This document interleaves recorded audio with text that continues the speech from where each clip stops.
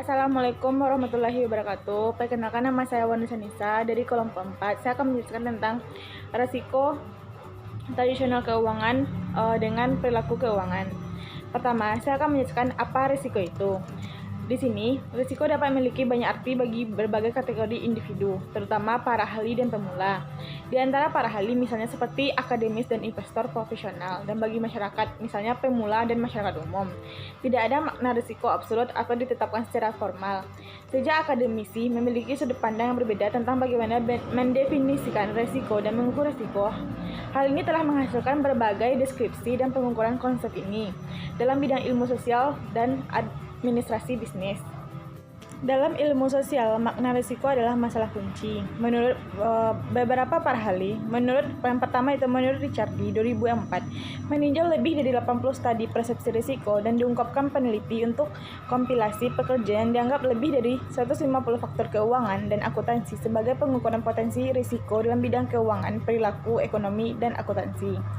Secara khusus, dalam domain keuangan perilaku, para peneliti menguji dan mengevaluasi pengukuran risiko yang berbeda-beda. Misalnya, faktor risiko investasi dan akuntansi terdiri dari rasio harga atau pendapatan, keuntungan sebelumnya, kualitas saham, dan perbedaan pendapat. Sebaliknya, literatur akuntansi perilaku menunjukkan bahwa peneliti menyelidiki dan menilai 57 pengukuran risiko yang beragam, misalnya variabel risiko, keuangan, dan akuntansi termasuk beta akuntansi, rasio lancar, rasio utang, dan pertumbuhan aset. Risiko adalah topik yang diterapkan secara kolektif dan universal di berbagai keadaan.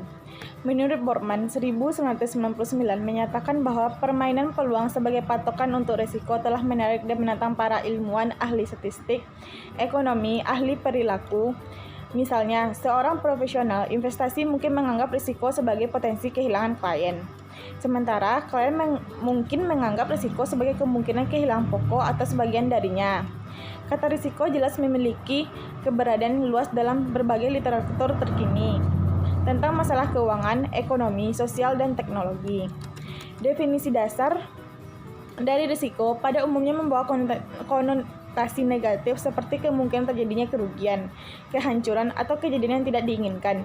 Jadi, menempatkan diri sendiri dalam risiko berarti mengambil bagian secara sukarela atau tidak sengaja dalam suatu aktivitas yang dapat mengakibatkan kerugian atau hasil tidak menarik. Baiklah, selanjutnya saya akan membahas tentang makna risiko yang berbeda. Berbagai pendekatan untuk mempelajari risiko terbagi menjadi 3 asumsi dasar. Yang pertama, risiko dianggap sebagai properti opsi. Misalnya perjudian, tindakan yang mempengaruhi pemilihan di antara opsi-opsi tersebut. Kedua, opsi dapat disusun secara bermakna sehubungan dengan keberisikonya. Ketiga, risiko pilihan terkait dalam beberapa cara dengan penyebaran atau varians dari hasil-hasilnya. Menurut Fleck dan Stallen, 1980 memberikan 6 pengelompokan definisi risiko. Yang pertama itu probabilitas kerugian, yang kedua ukuran kerugian yang dapat dipercaya, ketiga kerugian yang diharapkan, keempat varian distribusi probabilitas dari semua kemungkinan konsekuensi atau aktivitas berisiko, yang kelima semi varian distribusi semua hasil atau konsekuensinya, yang keenam kombinasi linear berbobot dari nilai yang diharapkan dan variasi distribusi semua konsekuensi potensial. Menurut para ahli lainnya, yaitu Starr, Ratman, dan Whipple, 1976 mengungkapkan risiko dalam hal 4 jenis penilaian pengambilan risiko. Yang pertama, risiko nyata, kedua, risiko statistik, yang ketiga, risiko yang diprediksi, yang keempat, risiko yang dirasakan. Baiklah, selanjutnya saya akan membahas tentang perbedaan risiko dengan ketidakpastian. Menurut beberapa para ahli, risiko dianggap sebagai kemungkinan kehilangan atau cedera, sedangkan ketidakpastian dapat didefinisikan sebagai keraguan atau kurangnya kepastian terutama dengan mengacu pada suatu hasil atau akibat. Perbedaan yang signifikan antara risiko dan ketidakpastian adalah bahwa di bawah risiko, seseorang dapat menunjukkan probabilitas matematika yang dapat diukur secara objektif. Sedangkan di bawah ketidakpastian, kisaran hasil yang mungkin tidak dapat disajikan dalam probabilitas statistik. Sebaliknya, mereka diperkirakan secara subjektif. Selanjutnya, saya akan membahas tentang perspektif keuangan risiko dari 2 sekolah pemikiran akademik. Di sini, risiko adalah topik yang sangat penting dalam literatur keuangan dan investasi karena memahami apa itu dan bagaimana mengukurnya merupakan aspek sentral dalam mengembangkan rencana bisnis atau strategi investasi. Bagian ini memberikan tinjauan luas tentang pengertian risiko dari 2 aliran pemikiran akademis yang terkenal sebagai keuangan tradisional dan keuangan perilaku. Di sini saya juga menjelaskan tentang konsep dasar dari perspektif risiko keuangan tradisional. Menurut Shah, 1997 mengidentifikasi masalah utama ini sebagai dasar mengenai risiko keuangan dan investasi dalam keuangan tradisional. Yang pertama, preferensi dan sikap individu terhadap risiko pembuat keputusan diklarifikasikan menjadi 3 kelompok utama termasuk menghindari risiko, netral risiko, dan pencari risiko. Yang kedua, asumsi utama adalah risiko sebagai variance return, pengurangan risiko melalui diversi dan pentingnya risiko beta dalam CAPM. Yang ketiga, pentingnya volatilitas opsi dan risiko sekuritas derivatif. Yang keempat, alat manajemen risiko keuangan termasuk strategi lindung nilai, durasi obligasi. Yang kelima, berbagai kategori risiko aset berdasarkan jenis instrumen keuangan antara lain risiko suku bunga, risiko kredit, dan kebangkrutan. Assalamualaikum warahmatullahi wabarakatuh. Perkenalkan, nama saya Shalmati Ramadhani, BP 09. Di sini saya akan menjelaskan tentang teori portofolio modern. Asal mula MPT dikaitkan dengan karya koleksi komposisi Markowitz pada pemilihan portofolio yang diterbitkan pada tahun 1952 dan pada tahun 1959. Markowitz menyarankan bahwa seorang investor dapat membangun distribusi yang optimal dari instrumen keuangan dalam portofolio yang akan mencapai tujuan trade-off proporsional terbaik antara risiko dan pengembalian yang diharapkan. Diidentifikasi investor mungkin memilih profesional berisiko rendah dan pengembaliannya rendah. Investor lain mungkin mempertimbangkan portofolio berisiko menengah dengan risiko pengembalian menengah. Dan pada akhirnya investor yang lebih agresif mungkin lebih memilih portofolio berisiko tinggi dan pengembalian tinggi. Selanjutnya, ukuran dispersi, standar deviasi atau varian versus semi variance. Salah satu pengukuran risiko yang paling umum dalam keuangan tradisional adalah deviasi standar atau varian pengembalian yang setara dan digunakan untuk mengukur risiko memegang suatu aset. Buku investasi yang didasarkan pada MPT sering diidentifikasi bahwa rasio harus diidentifikasi sebagai varians pengembalian tanpa pembelian validasi efektif. Dalam keuangan akademis, deviasi atau varian standar digunakan untuk mengukur penyebaran hasil masa depan yang diharapkan. Varians adalah rata-rata deviasi sebagai batas yang efektif. Dengan kata lain, seorang dapat membangun portofolio yang meminimalkan risiko untuk tingkat pengembalian yang diharapkan. Dalam portofolio Markowitz, investor dapat mengevaluasi tingkat risiko setiap investasi dengan varians pengembalian mereka dalam kerangka portofolio atau pemeliharaan investasi. Selanjutnya, premis dari batas yang efisien adalah bahwa investor harus memilih portofolio yang optimal. Dari kumpulan portofolio yang diberikan ada 2. Yang pertama, pengembalian yang diharapkan maksimum untuk berbagai tingkat risiko. Yang kedua, risiko minimum untuk berbagai tingkat pengembalian yang diharapkan. Selanjutnya, 3 aspek umum MPT adalah seorang investor yang rasional akan memiliki preferensi untuk nilai lebih ke nilai yang lebih kecil. Tetapi pada saat yang bersamaan akan memilih kecenderungan untuk mengurangi risiko kelebihan banyak risiko. Yang kedua, dimungkinkan untuk mendapatkan nilai lebih dengan menerima lebih banyak risiko di mana terdapat lebih dari suatu portofolio yang optimal. Yang ketiga, suatu investasi harus diukur dalam kerangka apa yang dialokasikan untuk portofolio. Model penerapan harta aset modal. Secara umum, risiko investasi dapat dianggap dalam 2 komponen terpisah. Yang pertama, risiko sistematis yang melekat pada pasar keuangan seperti kondisi ekonomis pada perubahan kebijakan pemerintah. Yang kedua, risiko non sistematis berdasarkan faktor-faktor perusahaan tertentu seperti struktur keuangan dan ukuran nilai pasar. Karena risiko non sistematis dikaitkan dengan masing-masing perusahaan, Risiko tersebut biasanya dapat diverifikasi dalam portofolio kepemilikan yang besar, sehingga secara teori risiko non-sistematis dapat diturunkan menjadi nol karena diverifikasi portofolio yang memadai. Dalam bentuk paling sederhana, CAPM adalah jauh jangkauannya teori risiko yang pengembaliannya trade-off dalam pasar yang sempurna. Titik fokus CAPM adalah angka beta yang evaluasi risiko dan hubungan antara pengerangan harta saham perusahaan dan nilai pasar kumulatif pada pasar saham. Selanjutnya, 5 asumsi utama model tersebut adalah: yang pertama, pasar keuangan didasarkan pada hipotesis pasar yang efisien adalah pasar yang sangat kompetitif di mana semua informasi langsung diverifikasi dalam harga saham atau nilai pasar. Yang kedua, perilaku rasional di pihak semua investor di mana semua investor mengetahui risiko dan keuntungan yang diharapkan. Yang ketiga, investor adalah individu yang menghindari risiko yang memaksimalkan utility yang diharapkan dari kekayaan akhir periode mereka.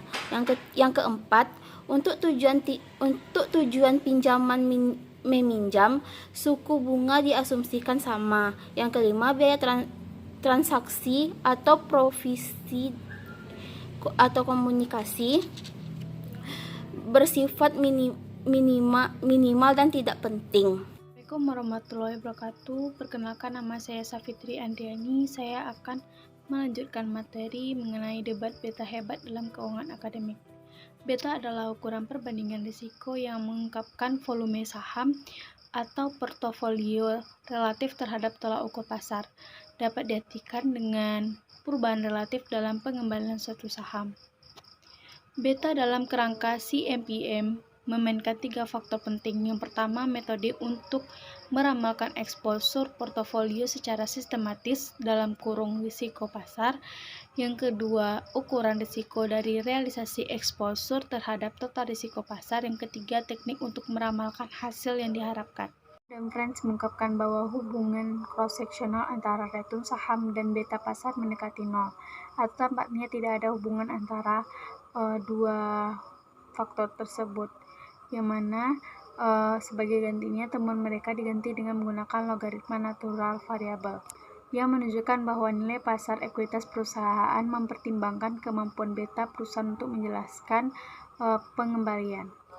Karena kedua temuan mereka tadi banyak diterima, akibatnya ukuran perusahaan tampaknya menjadi pengukuran risiko yang jauh lebih baik daripada menggunakan beta CAPM.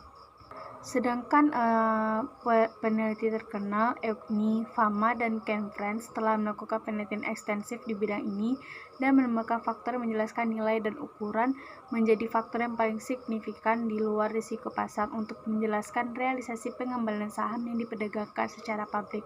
Selanjutnya, mengenai sudut pandang tradisional penelitian keuangan, tujuan kuantitatif sifat risiko.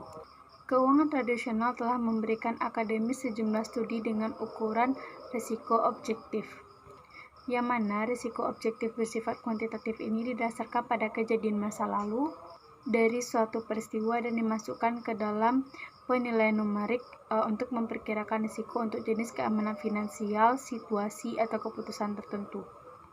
Dibandingkan dengan risiko subjektif, risiko objektif dapat diamati oleh karena itu dapat diukur. Selanjutnya, mengenai apa arti itu keuangan perilaku.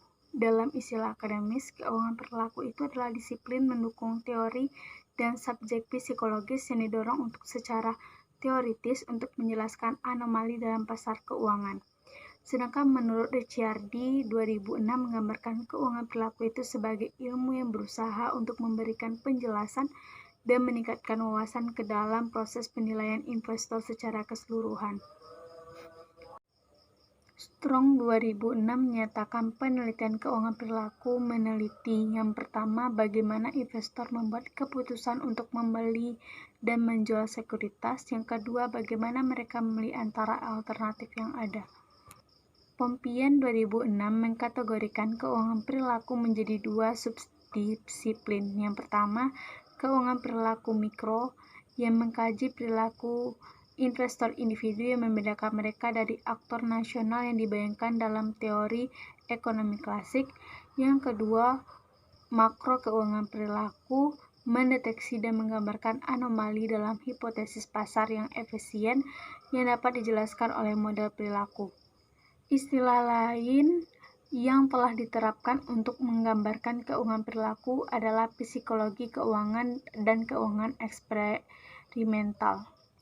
Karena adanya suatu teori keputusan perilaku atau BDT, maka adanya rasionalitas terikat, yaitu prinsip bahwa investor mengurangi tugas termasuk pelaksanaan tugas sebenarnya menjadi serangkaian lebih kecil yang disingkat, meskipun ini mungkin terlalu menyederhanakan keadaan dan mungkin bukan pendekatan yang optimal. Itu mengenai penjelasan prinsip utama keuangan perilaku. Yang pertama itu kehilangan kerugian. Konsep ini adalah perilaku umum yang terbukti dalam banyak aspek penilaian, terutama ketika individu rentan terhadap kerugian dan siap menghindarinya. Premis utama dari konsep ini adalah bahwa orang memberikan bobot lebih kepada kerugian daripada mereka mengalokasikan untuk keuntungan. Yang kedua yaitu teori prospek, yang mana teori ini perilaku meneliti proses pengambilan keputusan individu di bawah kondisi perilaku pengambilan risiko, dan namanya berasal dari asumsi bahwa topik risiko memasukkan beberapa prospek kerugian. Yang ketiga itu heuristik, adalah jalan pintas mental yang memungkinkan individu untuk memecahkan masalah dan membuat keputusan dengan cepat dan efektif. Yang keempat yaitu efek terlalu percaya diri. Perilaku ini menulis bahwa penelitian di bidang keuangan menunjukkan kecenderungan para pemula dan perilaku mengklaim bahwa investasi tidak mencari ahli untuk menunjukkan kepastian dan ekstrim pengembalian tinggi untuk risiko, bahwa keterampilan keyakinan penilaian tertentu seperti yang diasumsikan oleh teori perkiraan dan keakuratan ingatan mereka portofolio daripada memaksimalkan kebenaran.